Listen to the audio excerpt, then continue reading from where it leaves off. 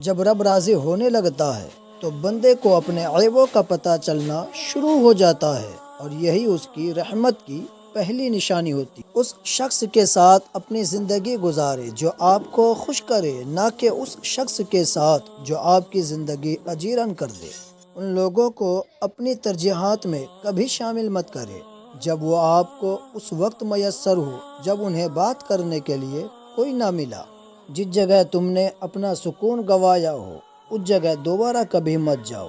جو لوگ تمہارا حال تک نہیں پوچھتے، تمہاری فکر نہیں کرتے، ان سے کنارہ کر لینا ہی بہترین حکمت علمی ہے۔ انکار کرنا اس دنیا میں طاقتور ترین رویوں میں سے ایک رویہ ہے۔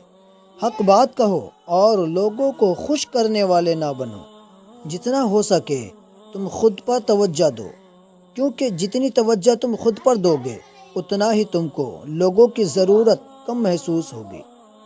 بولنے سے زیادہ خود کو ترجیح دو، کیونکہ دانائی ہمیشہ خاموش رہنے سے حاصل ہوتی ہے، اور یہی بڑے لوگوں کی نشانی ہے۔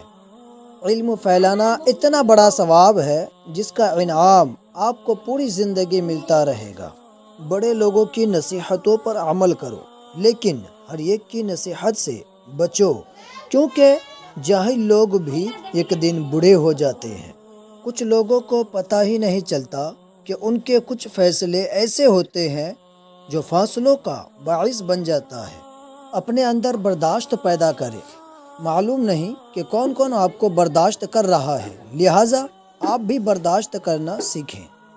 اپنے اس بھاگتی ہوئی زندگی میں کم از کم اتنا ٹھہراؤ پیدا کرنے کی کوشش کریں، پھر آپ نماز سکون سے ادا کر سکیں۔ وقت بھی بڑی عجیب چیز ہے۔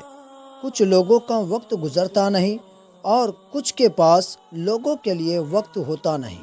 آپ کو ویڈیو کیسی لگی؟ ویڈیو اچھی لگی ہے تو لائک، شیئر، کامنٹ ضرور کریں، اور آپ اگر چاہتے ہیں کہ اسی طرح کی ویڈیو روزانہ دیکھیں تو ابھی ہمارے A to Z سیکھو چینل کو سبسکرائب کریں اور ساتھ ہی میں بیل آئیکن کا بٹن بھی ضرور دبا دیجیے۔ پھر ملتے ہیں اگلی ویڈیو میں، تب تک کے لیے خدا حافظ۔ السلام علیکم ورحمۃ اللہ وبرکاتہ۔